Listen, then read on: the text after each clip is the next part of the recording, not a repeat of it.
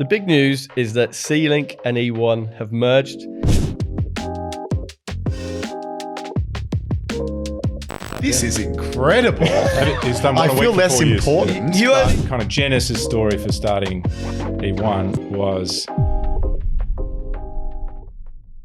Hello and welcome to a special edition of the Own the Build podcast. Not a regular Monday drop, but something a little different. So today, I am joined by all four co-founders from both E1 and C-Link, myself and Chris Barber from C-Link, and Mike Ashcroft and Andrew Ritchie from E1 for a conversation we've never had before publicly or privately. The big news is that C-Link and E1 have merged. It isn't your typical acquisition. It's a merger built on shared pain and experience. And on Monday, Mike Ashcroft will be sharing his personal story about why he built E1, and this will air on episode 222.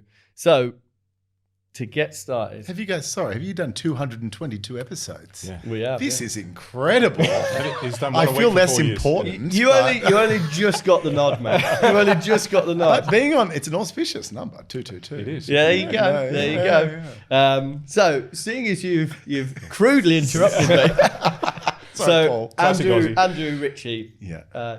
tell us about yourself and what you do. Sure. Andrew Ritchie. Everyone except for my mum calls me Ritchie. So what do? I'm a co-founder of E1. Unlike the three of you, my background is not in construction. So I'm the kind of black sheep here.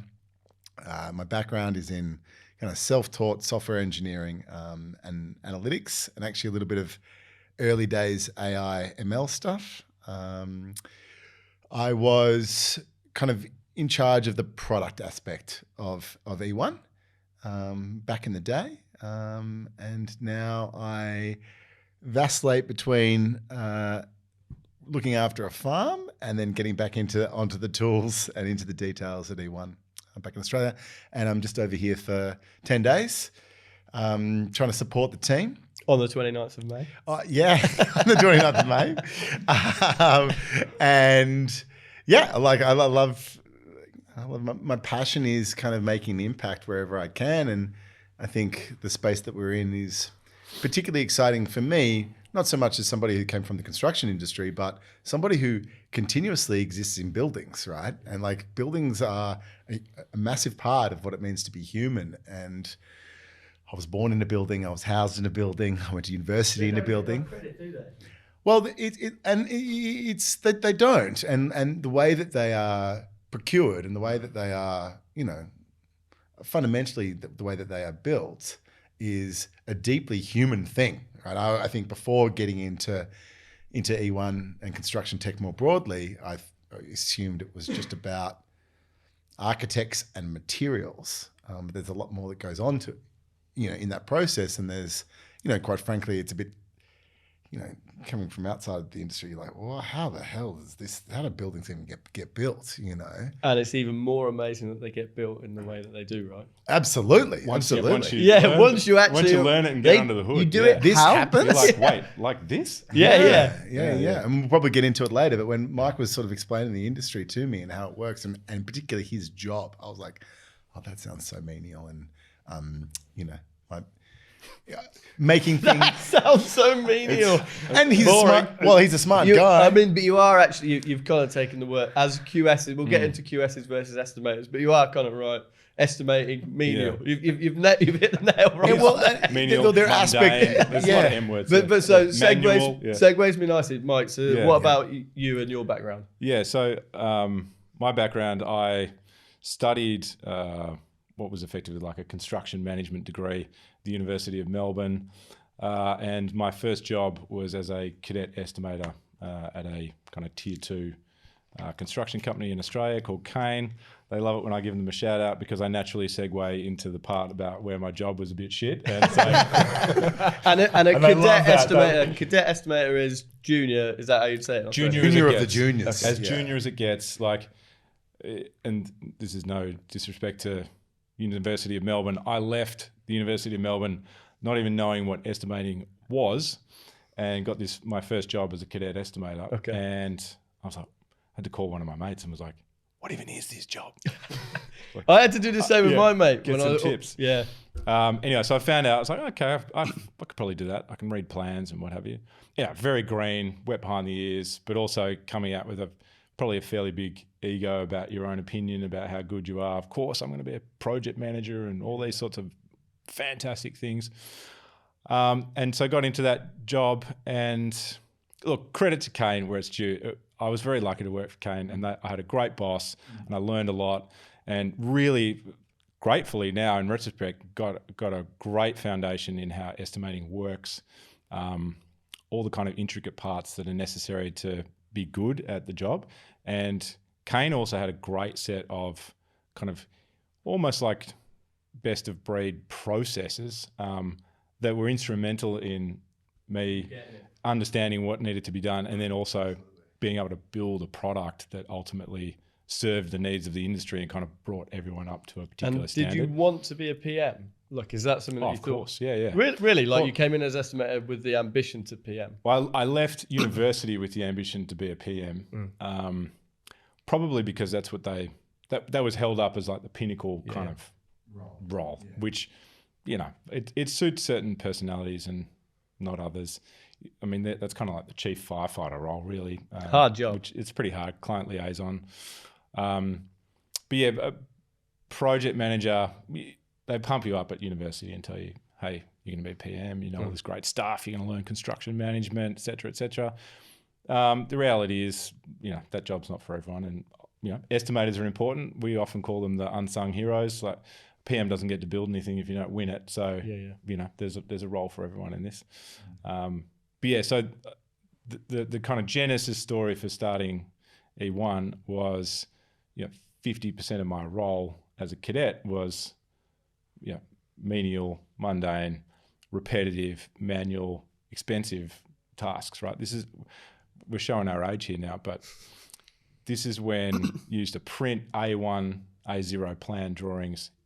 You print a package, a physical package, fold them up, put them in a post envelope, send them out to the subby, insane, call 200 of them and say, hey, did you get that package? Are you interested in this job? I'm so pumped for you to do it. You will what a great opportunity opportunity for you. I got it from you and 3 other builders. You know, like, yeah, but forget that. sitting in a heap in the corner of my office, you bastards. And so, did you fax though? Did you ever use the fax machine? Yeah, fax was huge. Half his job was standing by the fax My job machine. was the fax. If I wasn't in the printer room, I was with the fax You've machine. lived. Yeah. So, you know, The dark age. just be grateful all those people that are like starting their estimating career now. It's like that's all gone, thankfully. You got to put up with using E1 and T. Yeah. But yeah, so that didn't like that aspect of my job so much. Grateful that I got to do other things as well. But I remember Andrew and I just called you what your mum calls you. Ritchie and I. I think he enjoyed that. That brought a smile to his face. We used to work together at a drive-through bottle shop, which I think is a fairly unique Australian thing. Australian So you can drive your car in and buy alcohol. It's pretty good, drive that. straight Without out. exiting It would the do car. very well here. It would do no very doubt. well. So we used to work together at a bottle shop. I knew that Ritchie had gotten into kind of IT and project management and that sort of thing. And yeah, I was like, hey, mate, do you mind if we catch up for a beer one night? So we caught up in St Kilda. Do you remember Pause Bar in St Kilda? I remember distinctly. Yeah. My life changed. Slowly. It literally but did. Yeah. In all the ways we didn't anticipate. Too. Yeah. So met up with him and he was gracious enough to catch up. And I said, hey, this is the set of problems I'm experiencing or the challenges in this role. I think it feels like it lends itself well to doing this sort of stuff on the internet. Do you want to start a business together? How many years as an estimator had you been estimating? I was probably three or 4 years in at that point. So long enough to have grasped the kind of the nature of the role and the important jobs to be done, and probably not quite long enough to have been wedded to it forever, right? Like there was probably a window of opportunity there where I was like, Totally. probably safe enough to not bother changing it. And you did a stint, sort of just as we were starting E1, you did a stint as what we call in Australia a contract administrator, which is a quantity surveyor over here. So you actually had bit of both. exposure to both. So you could have you could have been a QS and you decided to set up a business. What happened? It didn't charm you. I won't go tell the fully into the story. details. You should tell the story about your car getting smashed. I won't We don't want that on the record. I'll let everyone else fill in the blanks. But I was working at a developer builder who went into liquidation, basically, and they stopped paying subcontractors and all that sort of stuff. So the role that I was in became extremely unpleasant. In a number of dimensions. You were the face. Not least of all was getting my car window smashed in by a subby who hadn't had his progress claim paid. It was approved by me. Okay, So you've done the right thing. Oh yeah. So I have kind of experienced the pain of both, but QS is called a contract administrator in Australia for reference. And so on this show, Chris and I have obviously talked about like the genesis story of sealing quite a lot. And what happened was Chris took me to the pub and plied me with a load of beer and said, "This is a problem that I understand. What do you think of it?" And it landed. I was always interested though, because your experience is not at all construction. What did you think about? Could you believe what you were hearing about the problem? Yeah, I'm very fortunate to have a business partner who is very adept at synthesizing information, right? So Mike explained to me the process, and it's particularly in estimating, it's like this massive information overload, right? There's like a bunch of parties that have to connect to a bunch of other parties, and there's a huge amount of content that has to be kind of seamlessly delivered between the two. And I don't think you need to come from construction to understand the kind of risks and opportunities that kind of dynamic gives rise to. And that the industry had not already been somewhat digitized was probably the thing that surprised me. Because this was like, okay, it was 2008, 2009, which is a while ago now, but like most industries were using the internet, Not faxes. Well, not faxes. And then when Mike was saying faxes, I was like, wow, this is there's a real opportunity here. There was probably a question about like, why hasn't it already digitized? That I was What, and a concern? Yeah, it was a concern. It was sort of like, well, if this is such a great idea, why hasn't it already happened? Yeah. So there's kind of, and we can get into that, but there's quite a few reasons why it hadn't. Which turned out to be, a great opportunity for us to be the first mover in Australia and New Zealand. And so if you were to kind of summarize, I'm not sure who's best to do this, like what E1 does and what the value prop is, how would you do it? We shouldn't have a long pause here. No, well, sorry, you can cut that. Great question. I think we're trying to stylize it a bit for the UK market, but E1 we're calling it a tender management platform. Other people would call it a bidding and inquiries management tool. Effectively, what it's trying to do is make the process of interacting with your supply chain about tendering and pre-construction activity more efficient, and also more capable of introducing a better capability around risk control. So it's like, what is happening at the other end? Do these subcontractors have the right documentation? How's my coverage looking? All these kinds of Have they opened it? Are they working on it? That's Do they right. care? That's right. Yeah. That's right. Which obviously you couldn't tell with a thing in the post, right? You had to actually call them and find out. And then which is what you were literally doing. That's what we did. And we found out that it was in the corner of the office, which of course is not that helpful. But even now, people say, oh, we have a solution in place. But when they say that, they've got email, file share, a Dropbox, a OneDrive.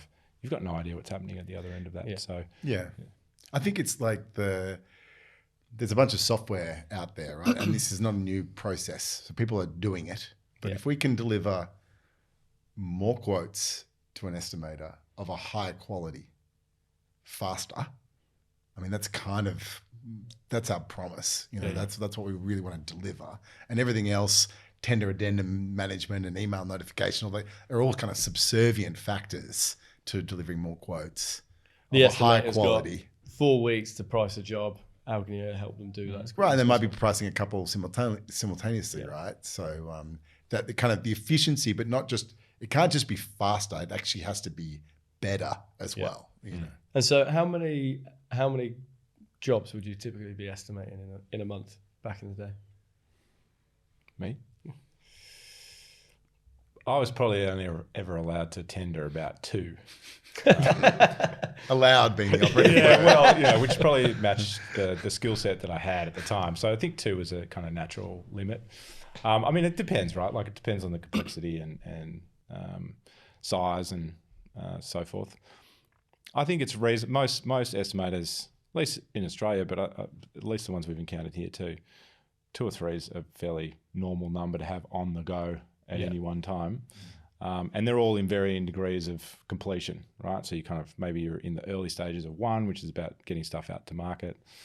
Maybe you're in the closing phase of another, that's the crunch time, right? You're waiting for all the quotes and praying they're all coming in and trying to quickly analyze it and all that sort of stuff. But yeah, I think 2 or 3 is. And so say you've got like 20 packages. How many prices do you want on each? Well, yeah, I think it's more like 50 packages. 50, and you want 3 prices back. Yeah, 150 quotes is minimum 3. Across services and structure and the more complicated ones, you probably want 4 just to kind of give you a better set of references. How often did you get 150? Rare. Like 150 was the kind of, if you got 150 quotes, you felt like you were going to win it. Yeah.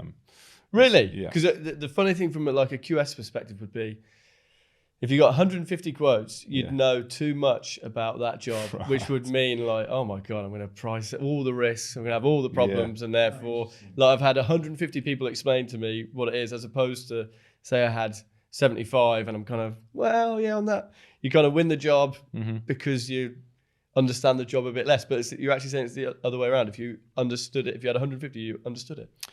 That was the general consensus. I mean, you would have enough. You would have conducted enough price discovery to understand what the project, what each package budget should be. Without 3, especially in risky trades, if you didn't have 3, you were low confidence, and so you would buffer your risk. But yes, I was going to say that there's a story about. We used to say an estimator that leaves and goes to become a QS or a CA, and then comes back and attempts to be an estimator again can never win another job. Yeah. Because they freak out about all the risks that they're pricing in, about, this will go wrong on site because I've seen it, all these sorts of things. And so, yeah, there is this balance between how much risk you price in.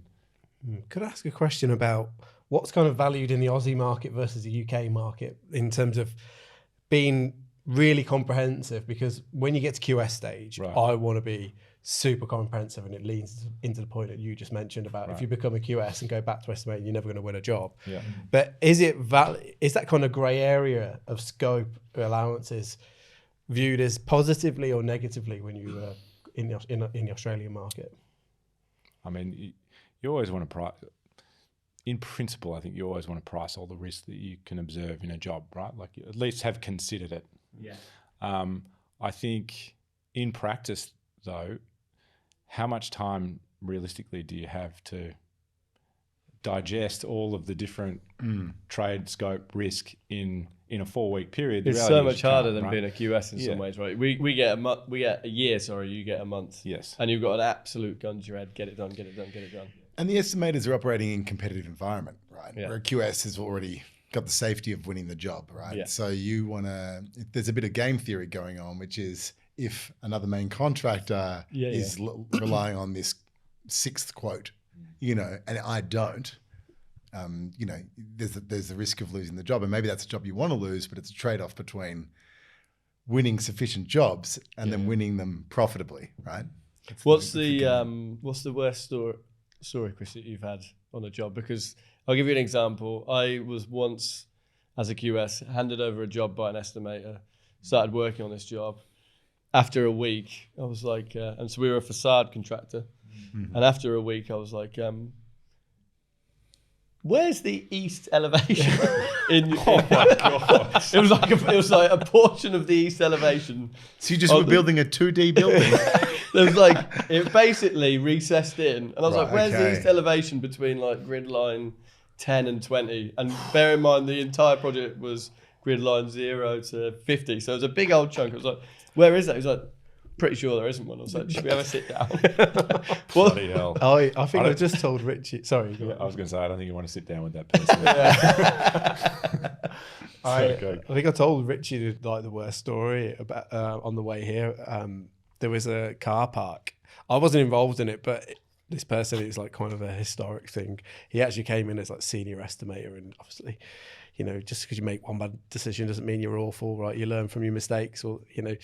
But they missed the whole floor off a car park. It's a bit like your East Elevation. But this is the running joke, right? But this is like why it's quite the dynamic between QSs and estimators is you kind of think as estimators to QSs, roll your eyes at us, and there is a bit of that, isn't there? Right? We're going to get onto like the communication between the two departments and what we see, but there is something in.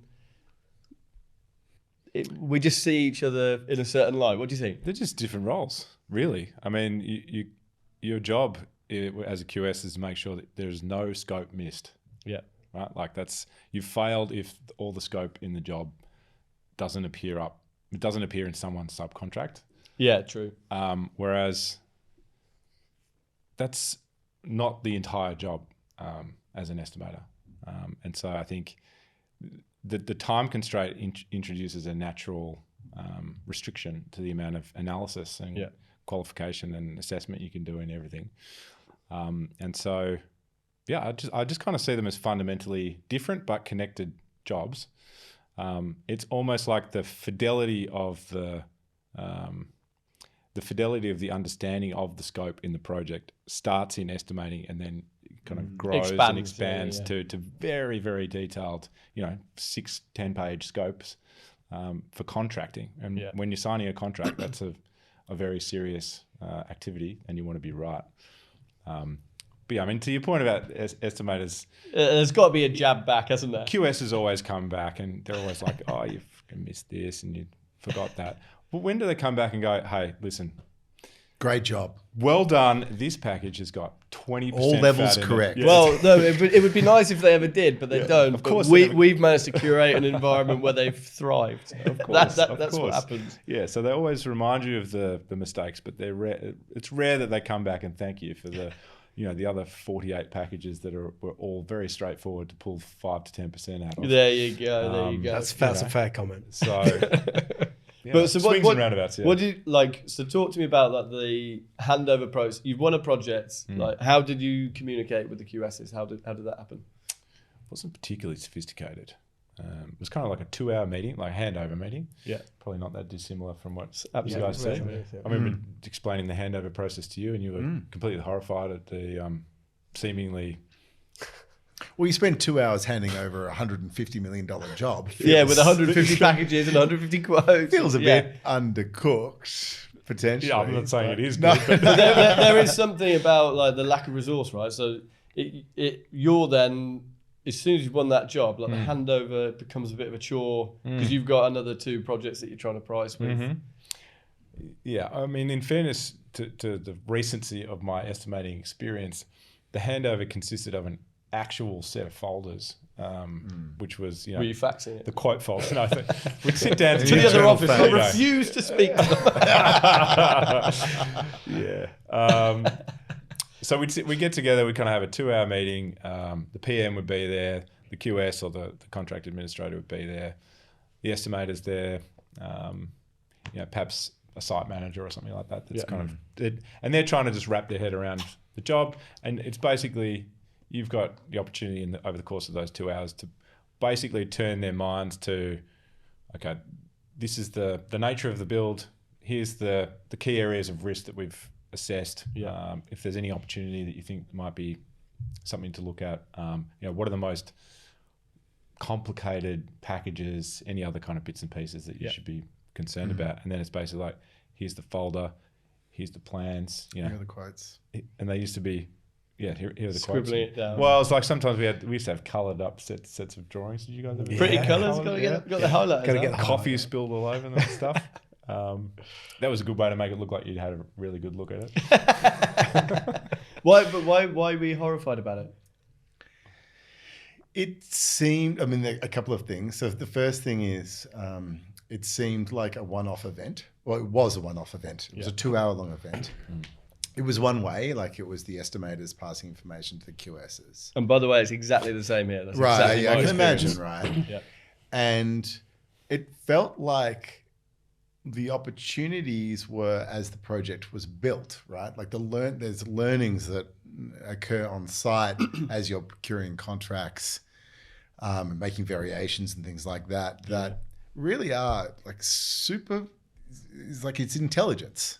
And that intelligence is not, at least it may be through anecdote, but it's not kind of consolidated and handed back to the estimators. And I mean, I have strong empathy for estimators because we've built a tool for estimators, but you know, they're flying blind and they're having to make very quick decisions and kind of like back of a napkin kind of analysis, right? Because it's a big job. Everything in construction is custom. Like there's no repeatable project here. And so what felt like a moment in time event of handover, to me, it makes more sense to think about it as two teams that are continuously connected, feeding insights and intelligence back and forth. Not the case. And actually, just it's not the case. No. Even just on that point about, we'll tell you where you missed the elevation, but we won't tell you where you helped us. Yeah. Because that is all. But we've talked about like the QS is like KPI'd just on margin. Can you make good money on a job? Yes. If I can, that's how I get my pay rise. I'm not going to say Mike did a good job. I'm going to say I did kind of. There's a couple of ways that you could look at that. Like you can do a rigorous like analysis and value engineering process that obviously estimators don't get to do, but the way they've priced it gives you the ability to do it because it's a bit more of an open book scope approach to it. But you've got to do the work as a QS. So there is a bit of swings around. But if we never come back and say, oh, by the way, you know how to price groundwork perfectly, right? Also, you're looking at it just from like that sentiment piece between the two departments. There's also, are the estimators going too heavy on this price? Could they be a bit leaner and more competitive and win more projects, right? And that's the other side of it that we're kind of not talking about here. Well, we don't talk about it full stop. Yeah, 100%. I mean, I was literally thinking the same thing because I mean, I kind of overgeneralize, but like no one has 48 packages that all have a spare 5% in them. Yeah. But to your point, right? Like if you're losing jobs, right? But you can see information from packages of the jobs that you are winning, right? And are they getting let over or under budget? You can recalibrate your estimating practices to input that information, and then you win the next job. Right? Absolutely. Right? And you have to do that continuously, right? Because unlike a lot of other industries, these projects go for 9 months, 10 months, 3 years, right? And so if the feedback cycle waits to the end of the project, first of all, half the estimators may have moved jobs, right? Yep. And so we need to think about it less as a human to human kind of knowledge transfer and more of a main contractor assembling a database of information that is intuitive and accessible at all times, such that the organization kind of writ large can make good strategic procurement decisions. Basically their IP, right? As it's their IP, absolutely. Getting 150 prices time and time again, twice a month, across all these different packages. If you actually use that to supercharge you, it'd be a very different world. My experience, and again, I was a subby, but my experience was never really that you, other than the 2-hour handover and maybe a couple of meetings to slag off the estimator for missing the east elevation, which I still haven't forgiven him for. Yeah. Like that, like there actually isn't that two-way street. It's kind of like, give us, you'd speak to the estimator like once a year when you get that new project almost, which is ridiculous. But this is a hangover from a pre-digital process, right? Doing that would have been really arduous. Yeah. And what we have done is we've digitized lots of the process actually for an estimator or a QS. But what we haven't yet done as an industry is to then build that kind of intelligence kind of layer over the top. And I think that's the kind of key opportunity, right? And that we all see, and that's why we're kind of all together. Yeah. So I guess on that, like so E1 is like an absolute leader in Australia, right? So just contextualize where you guys are in the market in Australia, I guess. There might be 1,500 main contractors in Australia and about 1,000 of them are using E1. Yeah. We have 55,000 subcontractors that will use E1 on a weekly basis. Some of them are just using it to receive inquiries and respond to inquiries. Others are using it more as a kind of a hunting mechanism to see opportunities across the market. And then we also have material suppliers as well as clients. And so you basically have got a huge chunk of the market, right? Yeah, we're the market leader, and sort of Dropbox might be the next, and it's a long way back. Yeah. And so why then, in the context of we're all sat here merged, what was it about? We've just talked about like the actual like real life disconnect between estimators and QSs. What was it about Sealink? Why did you see the opportunity to kind of do it? Other than Chris's infinite charm and ability to buy pints. Totally. Don't discount yourself. And I can buy pints as well, can't I? You're good on pints. Just as I reckon Mike's going to be best placed to answer this, but we've been interested in procurement, like sort of post main contractor award procurement, for quite a few years. Yeah, absolutely.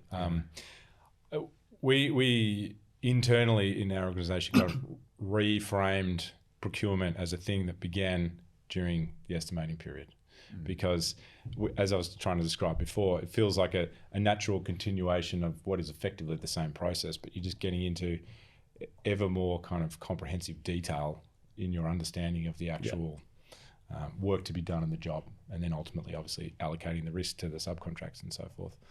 And so it didn't always make sense to me or Ritchie or you guys as well, obviously, that these things were disconnected.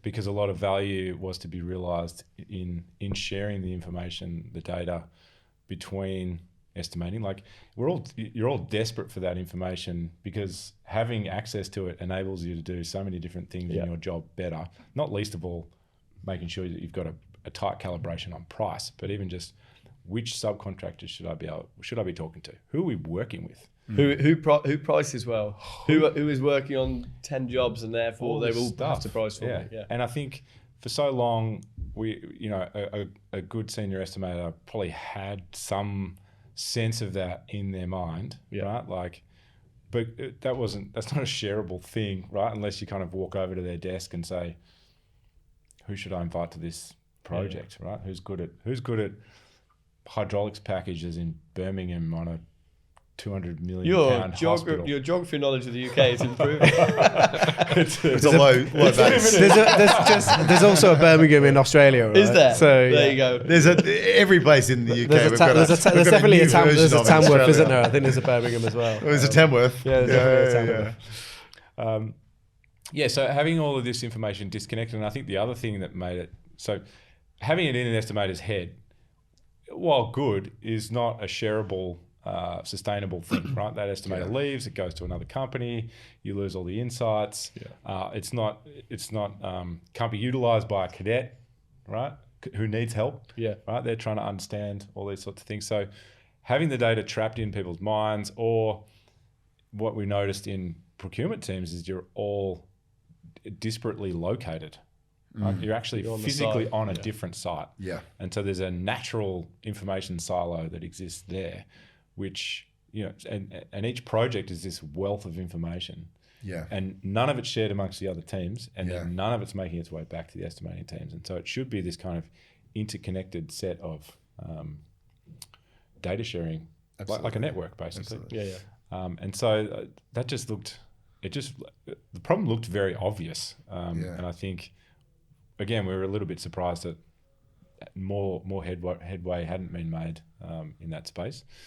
And of course, discovering you guys over here in the UK,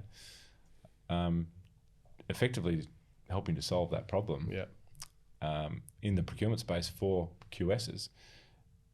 It's just a bit of a dream, to be honest. Totally. But it is. I have to say that when we started talking, the fact that you guys, the product was built by estimators for estimators, our product is built by QSs for QS. There actually genuinely is something in the fact that we can sit down here, because actually now we're trying to talk about connecting the two, and we've just talked about for half an hour for real life experiences about estimators not doing elevations. I'll never let it go.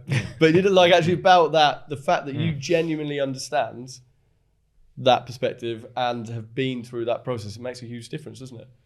And we've got this, it does, and we've got this kind of, built by estimators for estimators over here, built by QSs for QSs over here. Yeah. And we're kind of almost like our own construction company, identifying that there's this layer above that, which is like the commercial director level, the general management level, 100%. Where it actually, these two things, that these we talk in software development, we talk about jobs to be done, right? And so the job to be done here is to build a high quality building for profit. Like that's the actual job. And so kind of terminating when the main contractor wins or loses the tender doesn't make sense, or just focusing on the QS component, which is you're assuming that the job has been won. It's part of a larger tapestry. And so if we really want to contribute to the built environment, and that's what but fundamentally that's why we're here, is to facilitate higher quality buildings, built fairly, and for decent margin. And everyone wins. And so to do that, you can't just take a by estimators for estimators or a by QSs for QSs approach. You have to kind of go built by the construction industry for the construction industry. And I think that's the kind of the meld that's going on here. And so QSs and estimators, we're going to be friends now. Well, yeah, we're all part of the same family, At least understand each other. It's a lie. Well, there will always be a lie. Assist one another, right? Yeah. Assist one another. But for you, Chris, as a QS, what would be the best information you could get from an estimator? Just that 2-hour meeting, a couple of faxes, I think. A couple of faxes, one will do. We're done here. We're done. Obviously, the meeting is so important, right? But I think, and we're kind of everyone's using AI these days to get that top level summary, extract all those important bits out for me that I need to understand quickly. I can refer back to it any time. There is that deeper layer into the handover. It's here's a top 10 risks you need to manage, Chris. I'm going to help you, because a lot of the times, you get handed a job, estimator's got full knowledge of the risk, something needs to be procured the next day. I need your help on that. So how are you going to help me with the information or et cetera, building that relationship with the subcontractor who you've kind of cultivated to this point to bring them on board to make sure they're going to start in a week's time because you're up against it. So I think it's that transition of what's the really important information that's going to manage the risk, the opportunities too as well. So how can the estimator say to you, right, there's loads of opportunities here that you should go and take a look at and build a plan around it, rather than it just being ad hoc, I've sent out a few inquiries, there might be an opportunity here. You're not really forward planning a lot. So identifying the risks, the opportunities, and then kind of helping build out that plan of how did they envisage building the building, right? So they would have worked with a programmer over time and said, look, this is how we saw the building going together. And how does that then overlay into your procurement schedule and how you build that out? And when do you need information from the clients? So really that a bit of a more of a collaborative approach to the handover on the critical items that a QS needs to do in the first 4 weeks. I think that's how I would look at it, a really effective bit of handover. And also all those data points. So we wouldn't have a P&L necessarily. You'd obviously have your estimating sheet and they'll say, 5% on all markup and that's what you profit. But it's not really a true reflection. But all the information that you've sent to the subcontractors consolidated in an area alongside all their quotes, any back and forth you've had with them, because you'd have several emails back and forth that are kind of disjointed. You mightn't have access to them. So anything that's really critical to get into the point of it's 100 grand for groundworks, but you see their quotes at 90. So how's it got to 100K? Where's the gap in that information? So really trying to connect the dots. That's a little 10% treat that Mike's given you. There you go. Thanks, Mike. I'll wait for the email. Wait for the feedback. But then, so let's say you've handed that job over to Chris, Mike, and then Chris is he's a good QS. He's give me as much information as possible. Blah blah blah blah blah. That meeting goes well. Like you say, it's in isolation. It's a one-off thing. Chris then goes away for 12 months, and you might not speak to him again until you've won another job. And in that, because I'm imagining, because certainly in my experience, in that 12 months, Chris has extracted as much. It's he's just got as much out of you as possible and then just walks away. What, in like an ideal world, would you get back from Chris during those 12 months? Because I'm guessing you never really got anything. 0. Well done, Chris. Unless unless it was not you specifically. But I mean, aside from perhaps like informal catch-ups, in the pub or something like that, which you might have on a Friday night. Oh, how did that package end up or something like that? But now Chris is going to go away and procure 50 packages over 12 months. Yeah. Probably, realistically, you're going to do that over probably about 4 months, really, by the bulk of those. Yeah. And so a good estimator worth their salt is going to want to know what they got right and wrong, and in some detail that would enable them to course correct on the next tender. Yeah. They might have just, you might be about to submit another one in a week or two, and you'd like to know how did the first 12 packages of that job work out that we just won, how did they go? Yeah. Because you could be help me win the next one or help me price the next one at the right price that we don't have this $300,000 hole or something in because of a scope gap or something like that occurred. So understanding the status of the package is really important. I think most of the insight level that you're looking for boils down to some level of supply chain insight. If it's not package specific, it becomes, okay, which subcontractors are working with us right now? Yeah. Would you be asking, like, who did you award those 12 packages I want to know, right? But 100%, because I'm trying to manage the relationships that I have specifically with the supply chain, and I'm telling them things. I'm having conversations with them. I'm like, trying to get them excited. Yeah, pump them up. Part of the job's being a cheerleader or a bloody something like that. Yeah. And how often does Chris? You say Chris is going to be the QS, and then Chris goes and gives it to. Well, yeah, maybe he's like, oh, who's going to be the QS on that job? And I say it's Chris, and he goes, not again. Chris Barber. Which Chris? And that's a challenge. So you want to be able to manage these. I think the observation that I've had is that we attempted to do this via anecdote and it wasn't data driven. Yeah. And like a typical conversation, which. Subby, everyone's had a subby say this to you. It's like, I've priced the last 10 jobs for you. I haven't had a look in at any of them. I'm not doing this one. I'm not bloody pricing this job. Yeah. Get stuffed.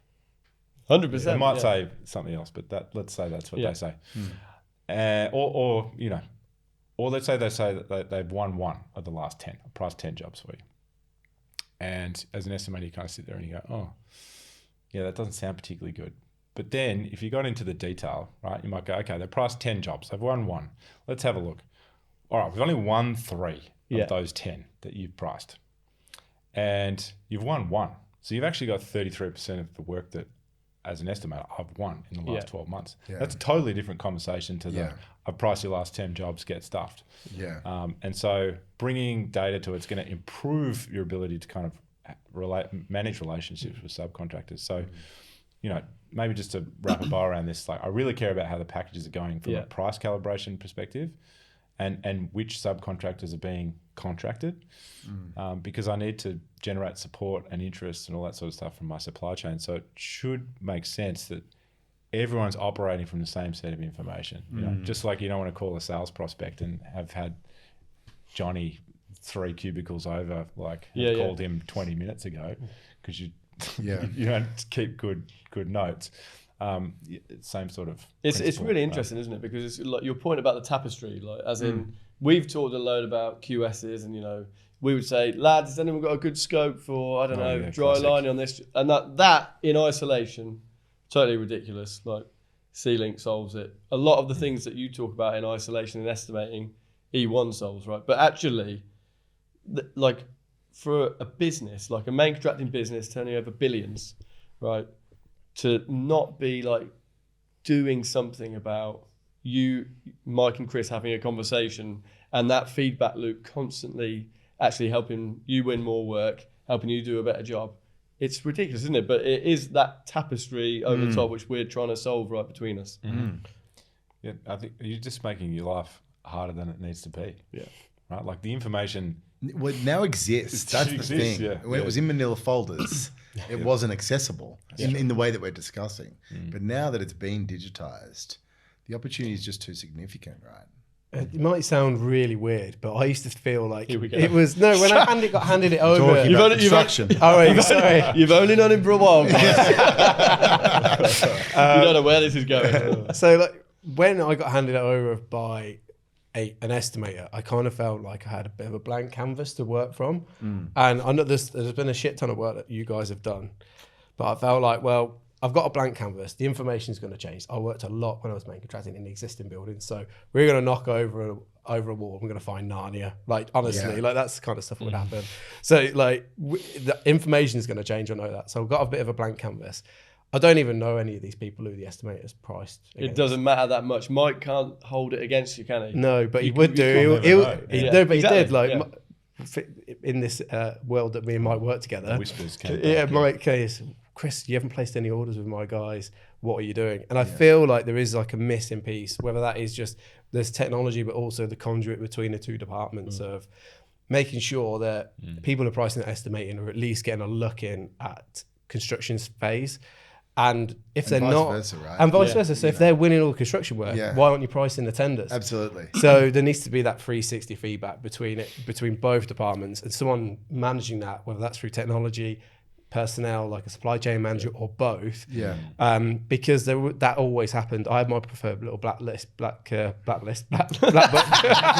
that's who I'm procured with. The dark web. But you know, This was the thing that I think struck me the most about the construction industry is that you guys don't actually build anything. Yeah. You subcontracted it all out, which is like... So, no, they subcontracted it to me. I was a subcontractor. Oh, yes. Okay. I sorted it. Apologies, Paul. just missed the old elevation. The idea that main contractors actually don't really lift a finger and they subcontract it all out, the implication of that is that the supply chain is critical. It's Absolutely. The way that anything is delivered.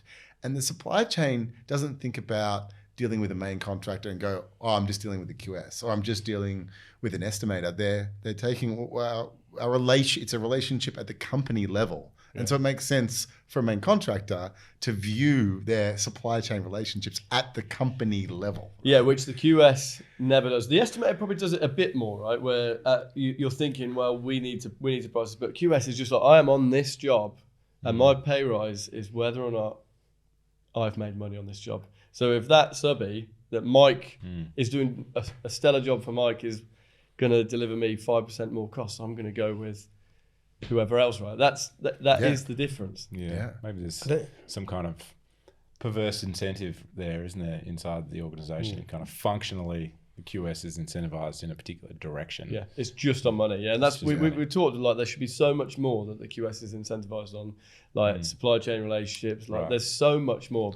And the estimator should be incentivized on whether it was a profitable job or not. Yeah. Right? Like it goes both ways. Like yeah. Aligning those incentives. Do you think that's changing? I mean, there's a role here that kind of doesn't exist in Australia, is this rise of the supply chain manager kind of individual whose responsibility it is still a few things, but kind of pre-qualifying them and making sure that they're compliant in certain things and evaluating them for risk. But it also appears that their remit is to ensure there's kind of some harmonization between what's going on in estimating and all of the I'm not sure what like the skill shortage is like in Australia, but like it was bad here before COVID and Brexit, and then we kind of like turned the dial to make it even worse, right? And so we're now in a situation, and it's kind of like long overdue, as a subby speaking, where main contractors actually need to look a little bit more at their supply chain and think about partnering and long term. And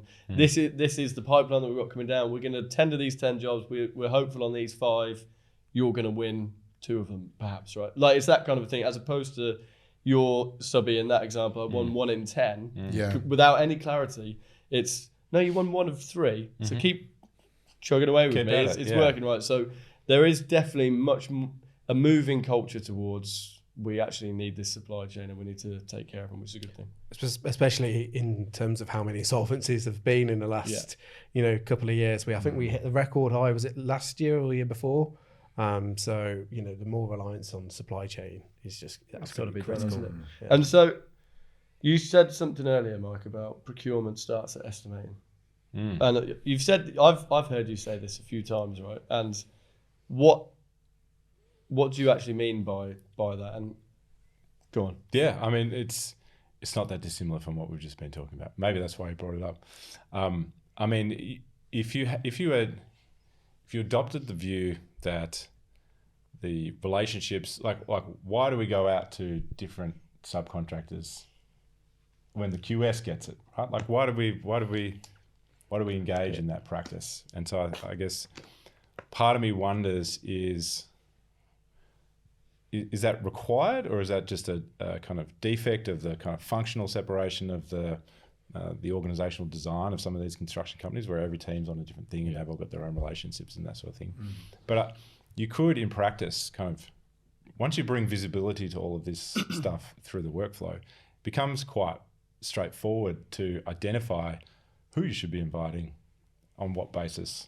Yeah. And so this idea that you kind of have to go back out to market to find new prices makes less sense, because actually you're taking a more kind of long-term approach to your supply chain management, which is like, okay, we want to preserve the relationships that we have with the good contractors that are working with us.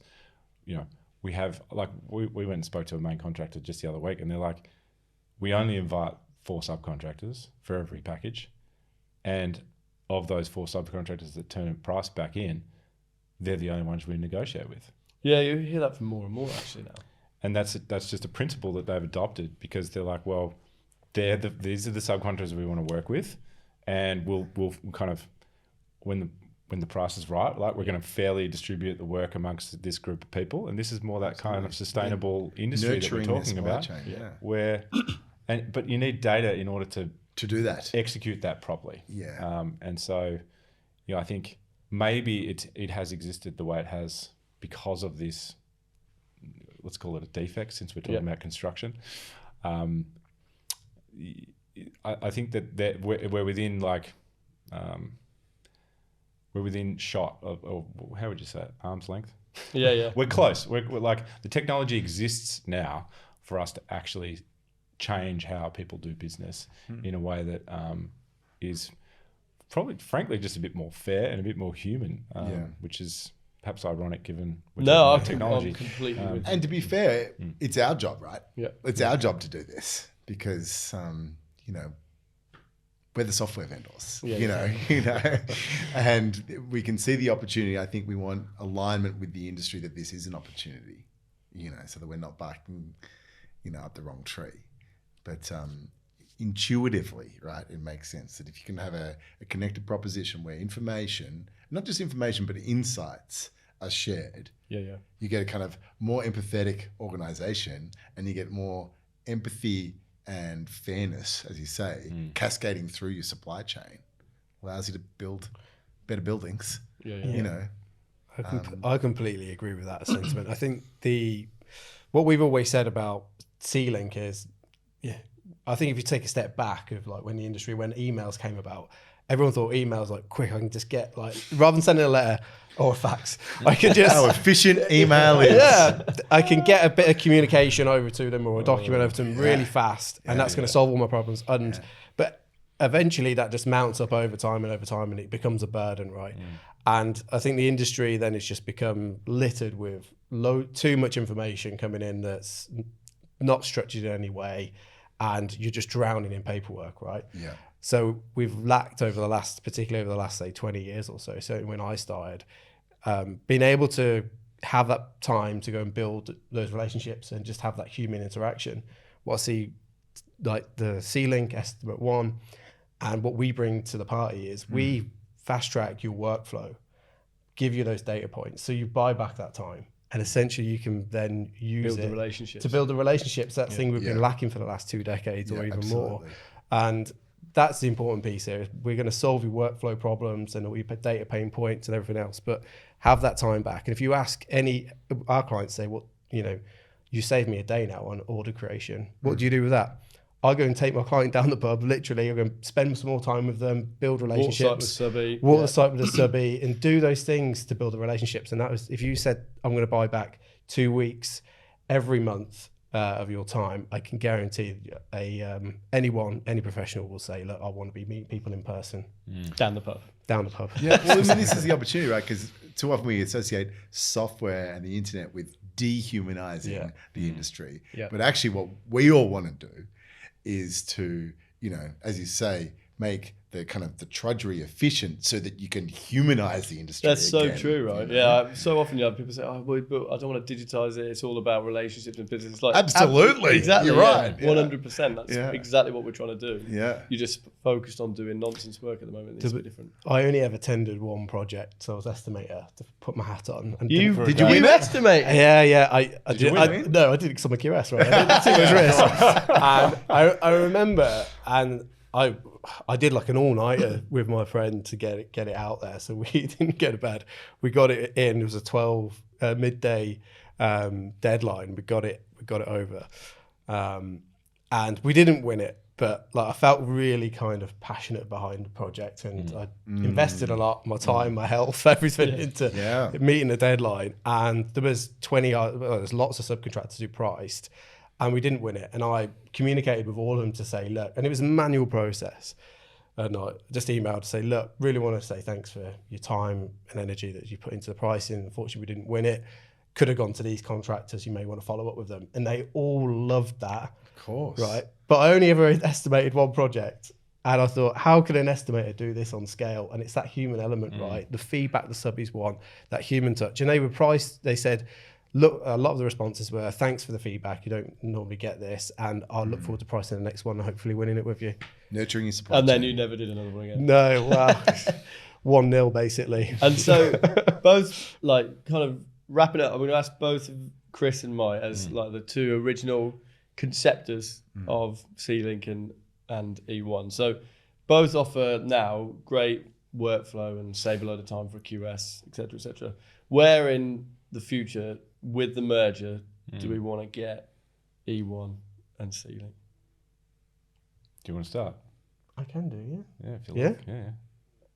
So it's something that I was very excited about when we first started talking to Mike and Ritchie. I, having worked on both sides, albeit I've only worked one day as an estimator. Flagging that, having been an estimator. Life of estimator. It's great. But I know it's very apparent when you're a QS what the problems are in departmental. So you might be not have an amazing relationship with your project manager, for example. It might be, you're a bit detached from site, for example. They're always like, you QSs need to come out on site more.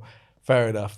And also with your estimating department, like, we didn't give you any good feedback. We didn't give you any feedback at all unless it was bad. So, and it's not just about feedback loops, right? But the way that the two departments, the critical departments for making money, right, winning projects and profitability, are just not talking to each other. And they absolutely should be. And if we want to build a harmonious 360 industry between the departments that's fully connected, that BIM was going to solve back in 2008, and we're still here, right? There's the opportunity between the two, EstimateOne and C-Link, is massive, from just data sharing points from a very just general level, but then also how can we create that seamless handover between the two departments? From, you've done a hell of a lot of work in a 4-week tender period plus a negotiation period. There's a massive bank of information there. How can you distill that down to the delivery team, the QS, the project manager, and seamlessly then have that feedback loop back into yourself when you're pricing the next project, the next package, to make you more efficient? You're going to win more work. And yeah, that's just I'm very excited about it. I'm going to start crying, guys. Not He's looking at a low threshold. Incredibly low. I love it. The eyes well up a little bit. Just the passion. So, yeah. That makes sense to me. I think it's not that dissimilar from how I feel about it. Yeah, thank God. Yeah. Good to know we're aligned on that. You're going to start crying too. Yeah, I'll see how it goes. all the bullying from the QSs. Finally catching up. Beats you down. There's a phrase that I hear all the time here in the QS, in the UK, and I think we poke fun at it a little bit, but that's what Aussies do about most things.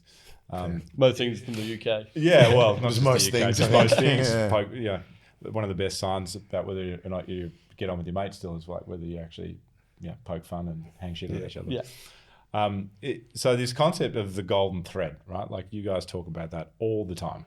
And what we are talking about is being the only platform, not just in the UK, but Australia as well, that can be the golden thread of data and information about, procurement decisions and data and insights that's on offer. Right? That to me is the kind of the end state goal for. It's built by QSs, built by estimators. That's built by people who've experienced the pain and understand the problems, and frankly, can see how to solve them in a way that is going to help these people, make their lives easier. Yeah.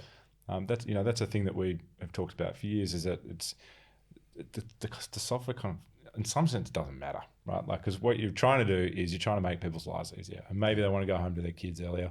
Maybe they don't. Maybe they want to go to the pub with the subbies, or they want to take the client out for lunch, or all those sorts of things. But they don't want to be on the computer, generally speaking.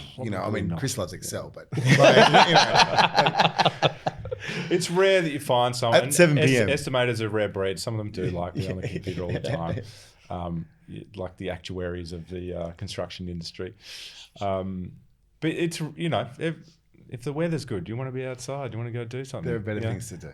There's another phrase I've heard over here, which is Thursday's the new Friday, which obviously speaks volumes about your productivity on Fridays. But, when the weather's good, who cares? Maybe you should go have a pint at 3 o'clock with some of the guys on site. So, I think that's more the orientation of the goal, as opposed to, do we have this incredibly sophisticated thing that does this? It's not really that, even if that is what is actually going supporting on. It. Yeah. And so it's this golden thread of procurement decisions and data and insight, and really you're just bringing visibility to stuff that has been not visible, really, and making it available to the right people in the right place at the right time. That to me is.